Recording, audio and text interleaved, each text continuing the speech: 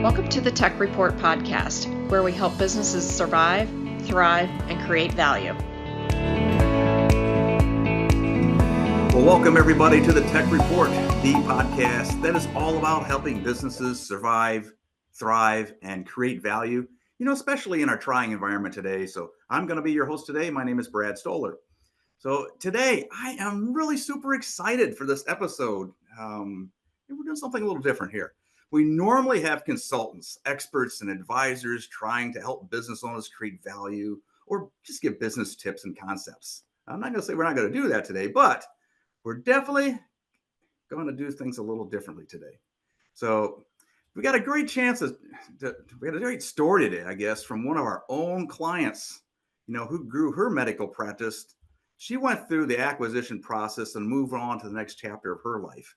So again, it's a little bit different here, but I think you'll get something out of it. So if you're in a medical practice or you as an owner or a partner, listen up, okay? Because today's episode is definitely for you.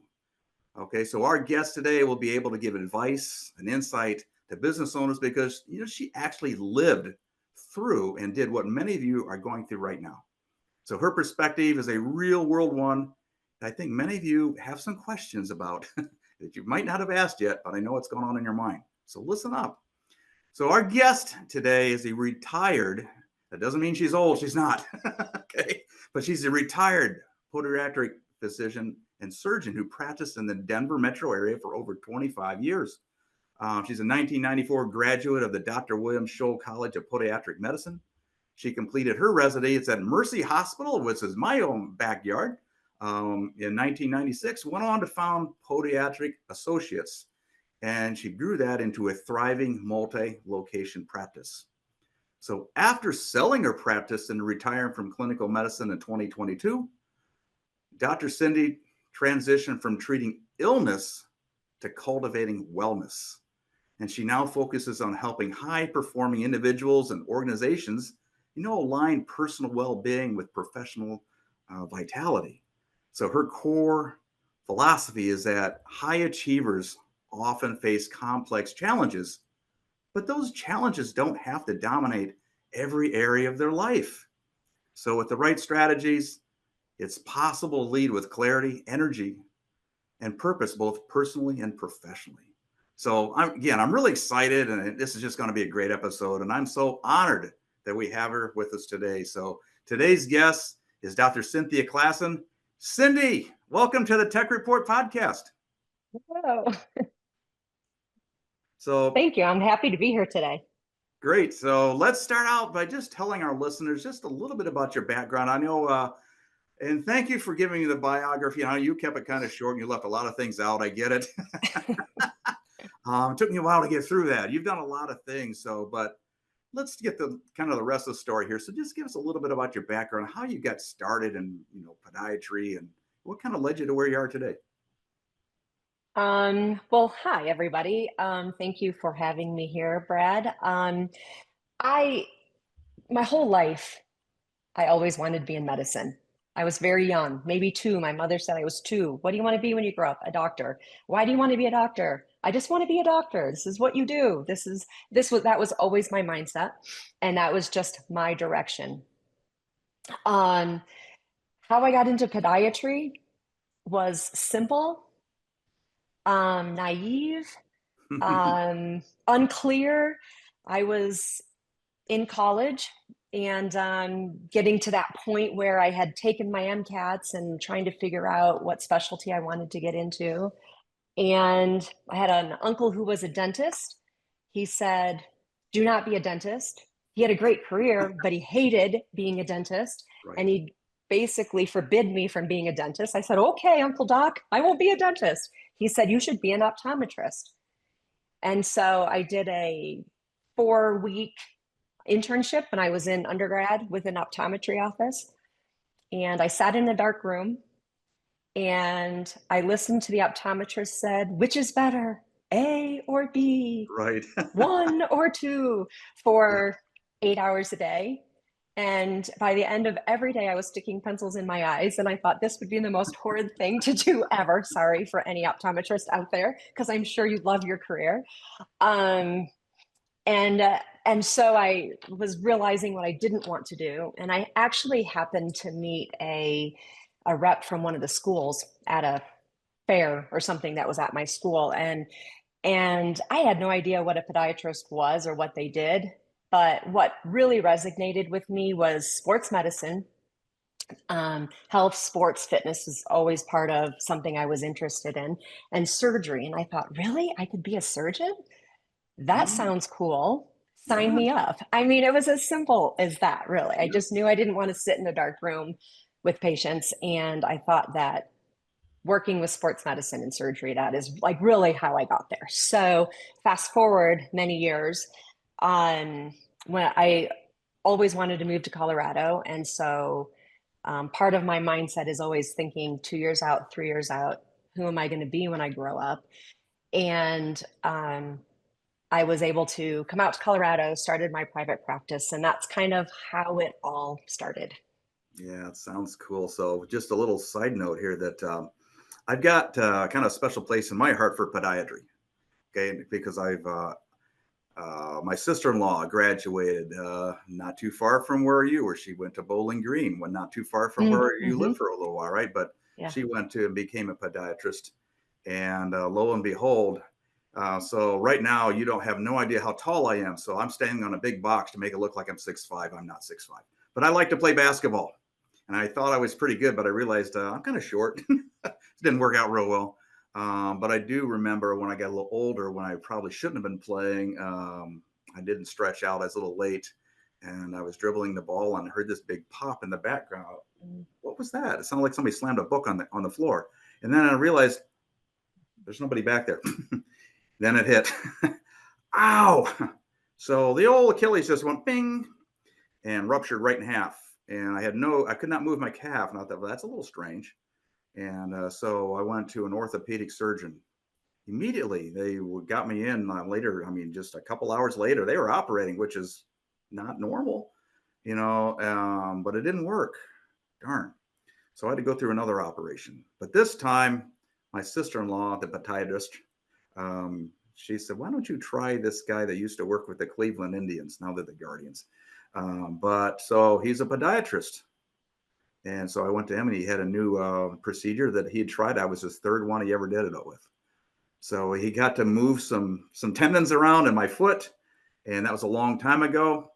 Thank God it's still a little stiff because I hate to run. So now I have an excuse. I don't have to run anymore, but but I can walk, and I have no limitations really. So but that's because I went to a podiatrist that did the surgery, and he did a fantastic job, I got to tell you. So there's always that spot in my heart. And at that time I was playing golf professionally, so it was a big deal. I had to get it Yeah, right. that's a huge deal. Yeah, Yeah, it had to be exactly. right. So, Hmm. anyways, thank you to you and all those other podiatrists out there who are listening. There's definitely a spot in my heart for you guys. So, but Cindy, I know you and I talked about this earlier, but what were some of the challenges that you faced while you were getting started in trying to grow your podiatry practice? Lots of challenges. I don't know if I knew back then that the challenges were as great as they were. It's the Right, young and dumb mentality. It's the risk tolerant mentality, right. way different. I was 28 when I started my private practice. I felt like the world was my oyster and I could do anything. I don't know if I would have been as brazen today as I was back then. But there was no playbook. There's Right, nobody. I followed. I kind of in my residency. I went to some of my attendings' offices and sat with the receptionists. I sat with the billers. So I had an idea of what I needed to do. I did grow up in a family business. My parents had an engraving business that kind of came down in the family. And so I did have a little bit of experience of front office in that business. So I had an idea maybe of what I needed to do, but it really was on trial by fire. right. And uh, And I can remember the day that I was 6 months into private practice, and I had my first day where I had 13 patients. I felt like I was busy as all get out, which I laugh at now. Yes, exactly. But A I slow day. have to admit, yeah, I have to admit, in that first year, I thought, holy cow, like I'm providing, I have to pay my student loans back. I am now Right. own a house. I have all this stuff.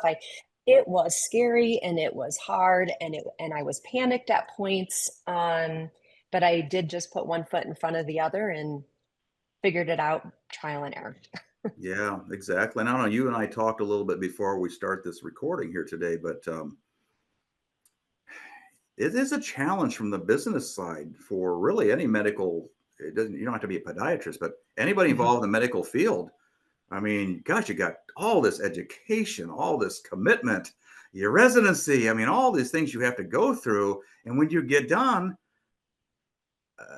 nobody really taught you how to run a business, Yeah, one did they? class. It was one class, but it really wasn't, deep down what you need to do. Exactly. They don't, it's really funny in medicine, people don't share ideas with each other. It's really a weird competitive, it should not be that way, but it's a Right. kind of a, it can be a competitive environment with your colleagues, especially in your own region, because they're your competition. Unfortunately, it shouldn't be that way.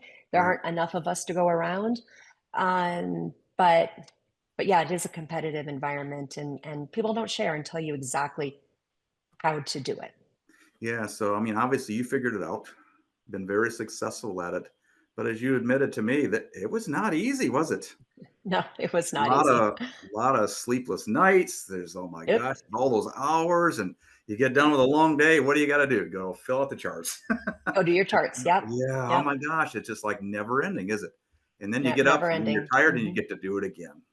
Hmm. But you're saving the world, so I guess it's okay, right?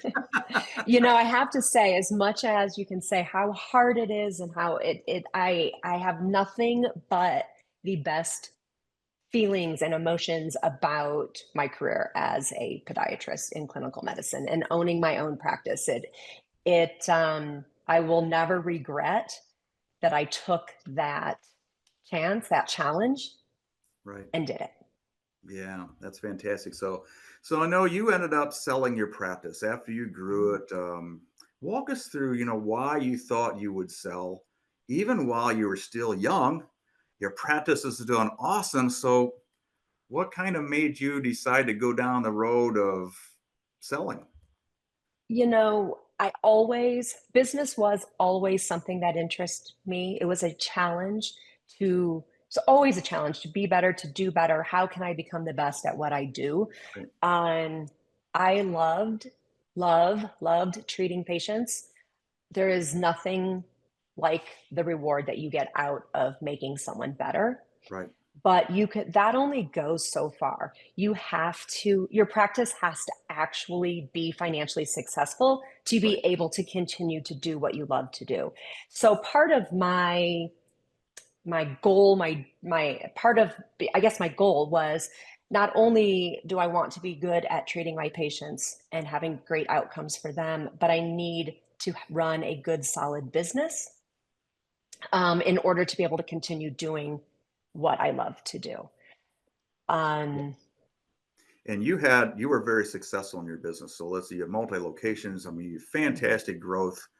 Do you think you would have been able to sell had you not prepared? Now, how did you prepare for it? I mean, did you just wake up one day and said, I'm going to sell and I'm going to call mm-mm, Scott and just, let the mm-mm. guy at Transitional, let's just sell it right now. I saw something on TV. What the heck? Is this a decision Yeah. you made overnight, or is this, how did you prepare for that sale? And this is So important. I knew this was always going to be I was going to sell to somebody. I watched hospitals buy practices. I watched private equity buy practices. I watched individual practices buy each other. I watched doctors that are inside practices buy out the owner of the practice. I Right. watched so many things. I had a feeling that the best way to go was a corporation to buy your practice. I always felt like that probably was the most financially appropriate direction to go. But it was always So that was always in my mindset. I just knew that my practice needed to be a certain size. I didn't know for sure what that was going to look like, but my practice needed to be making money in order to be available to sell. And I just knew that it was probably 10 years out from when I thought I was ready. I thought that I looked at that as being the time frame. And I knew that the time to sell was not when I was ready to retire. Right. I knew that it was probably I knew I needed to prepare, and my thought process was, if I want to retire when I'm 60, I want to retire when I'm 65.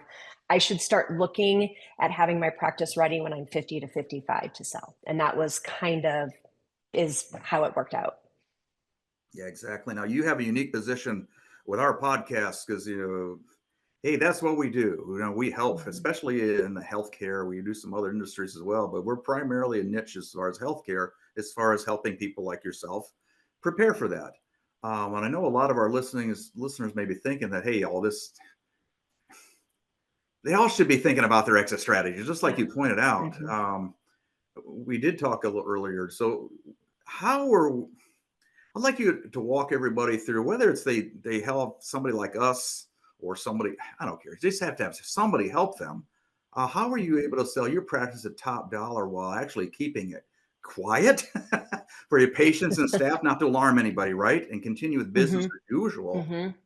Even when your eventual buyer kept asking you that due diligence, they're going to keep asking for more and more information. So how did you work? You work with us. So describe to everybody how important was, I guess, the relationship that we had with you in getting your business sold for the top dollar. So just kind of walk us through. Here's where you can, just no rules here. You just tell us how we help you, Yeah.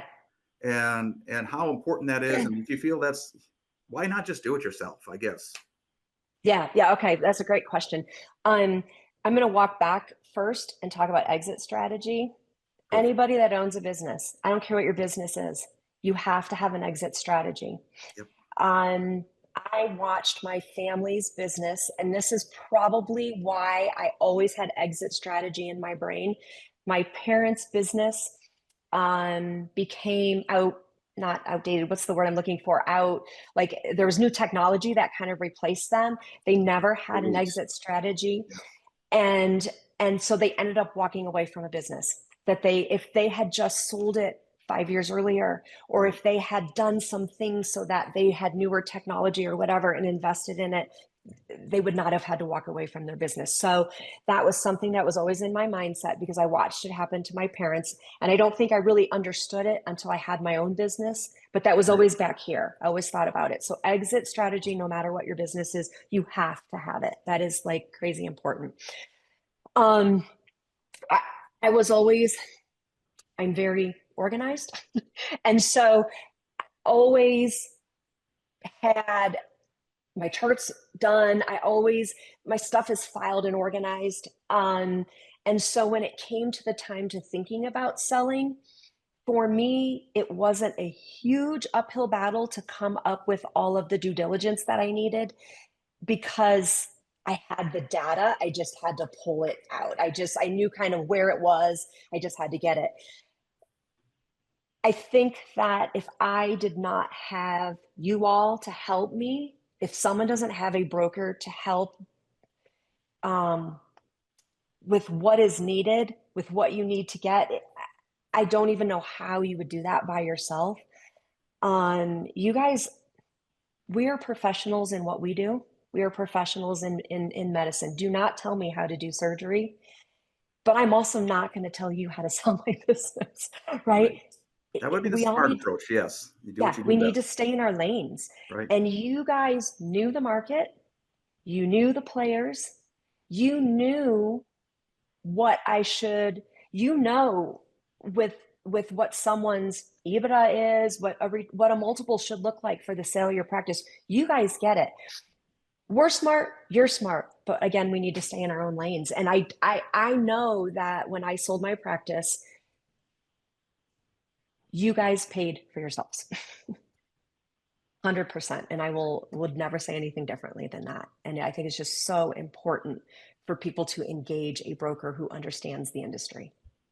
Yeah, we talk to people, and a lot of them, it seems like they're real hesitate to even They don't want to talk about it. They just don't want to talk about it. Well, that's down the road, down the road, down the road. And you're saying was, hey, time out.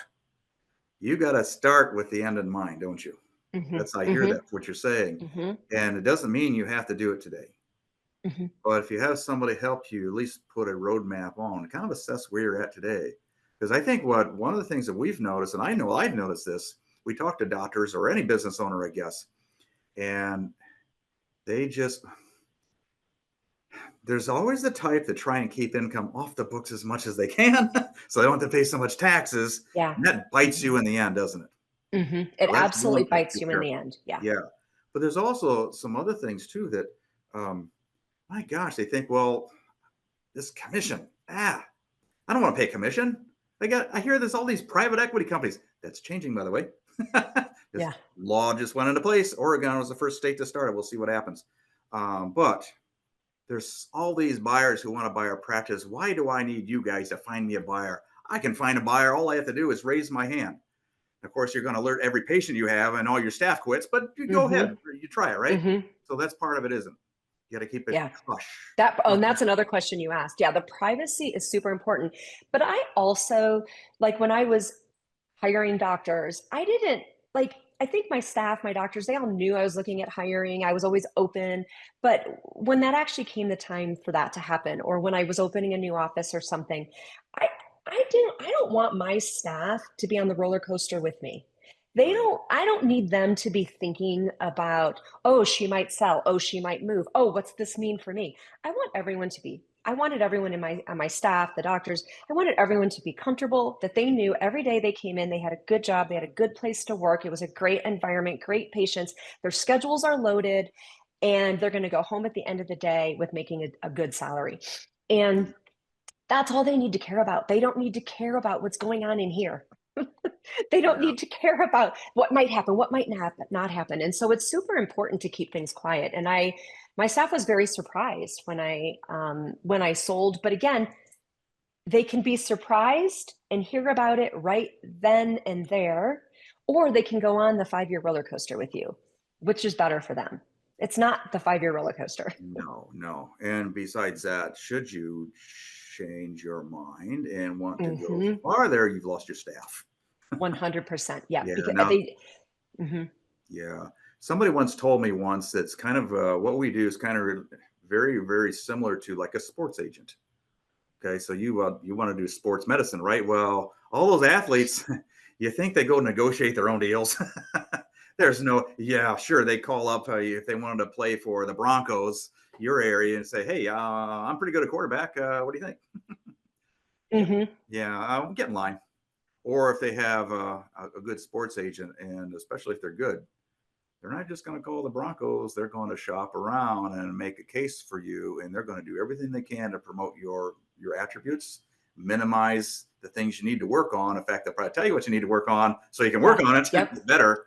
And so you're full strength when they start to take you, and they're going to make sure, hey, keep your mouth quiet about this. We're not going to hide it. But please don't dwell on it, because that's not something that's going to create value for you. That's part of it as well. Yeah, my meetings, when I would talk to a broker or talk to a potential buyer or whatever, they were not in my office at noon. They were in my car at noon. They were in places. They were before my staff got in the office. They were, literally nobody knew. I just, hey, I'm running out to Costco, but I was really sitting in my car. Talking about an opportunity. Yeah, exactly. So, well, I guess, again, we were kind of talking a little bit about the process of you selling your business and how other doctors, whether it be podiatry, med spa is another area that we're very highly involved with as well. And they're going through that process kind of at the beginning phase of their industry. And so they have a lot of questions as well. But so you've been there, experienced that process of exiting your practice. But what would you tell, I guess, if you had to wrap everything up, what would you tell those other practice owners who wanted to save on those fees and just sell on their own? Is there anything advice that you want to give to them, I guess, to wrap that part of it up? Yeah, it's kind of, I think paying a broker is kind of like paying taxes. Oh, I have to pay taxes. Oh, bummer, I made money this year.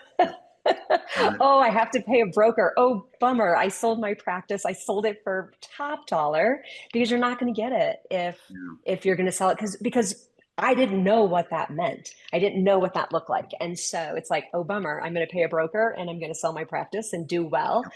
yeah. Or I'm going to pay taxes because I made money this year.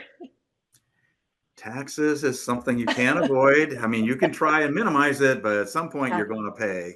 But Yes. I'd rather pay more in taxes if that means I just made a lot more money. Exactly. It's Exactly. Yeah. okay. It's a funny mindset. I don't want to pay And it taxes is. this year. Well, Well, take a loss and yeah, die destitute. And I guess you don't have to pay taxes. There you go. That's your choice. exactly. So you might as Exactly. well ante up And and you won't be able support. to sell your practice. And exactly right. You will walk away. Exactly like you said earlier. Hmm. So, well, anyway, Hmm. so I know we've covered a lot with this today, but now, now that you sold, there's life Hmm. after the sale, right?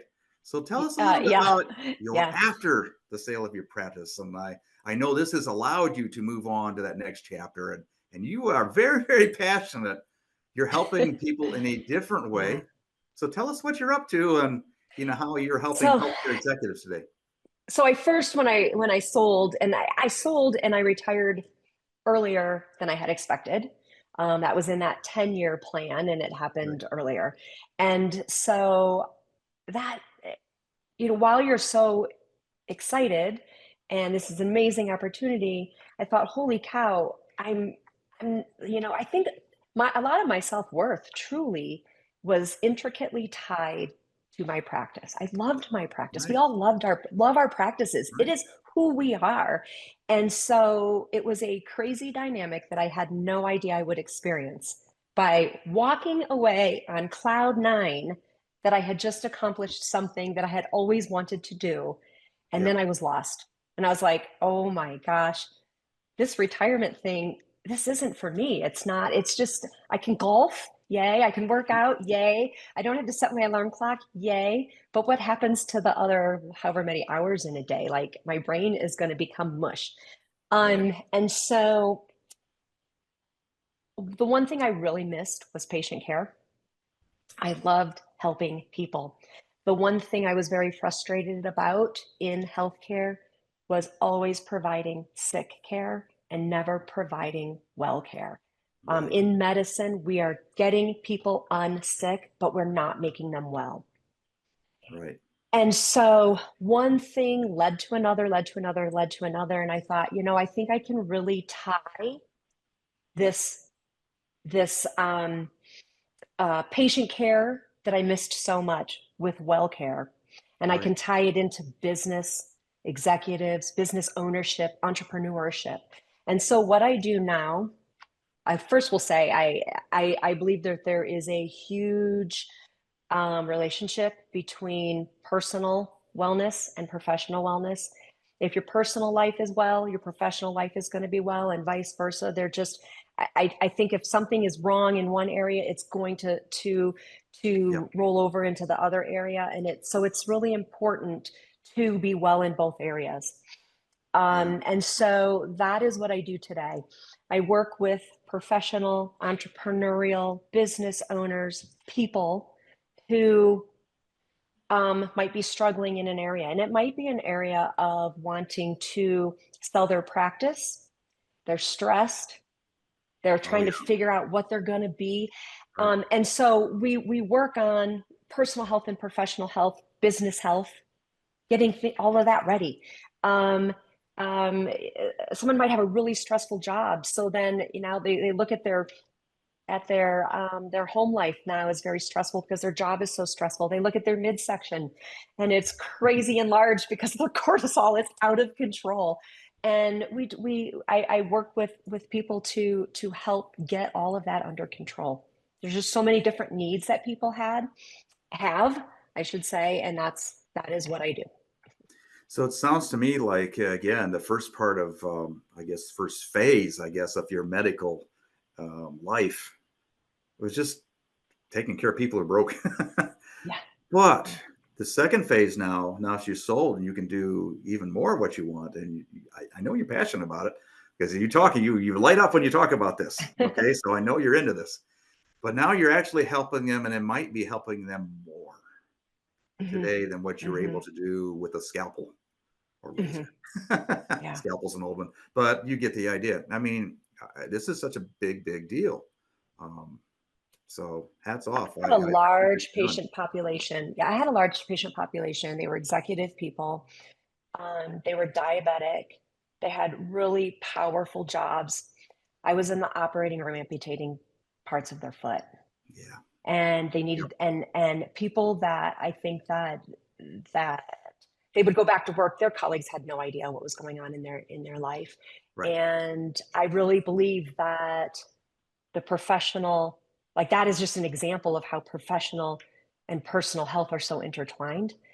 Yes. And if I could, I always wanted to sit with that person and say, okay, now we have to go into prevention mode, because if we can get you healthy at home, we can get your diabetes under control. Imagine what you can do now at work.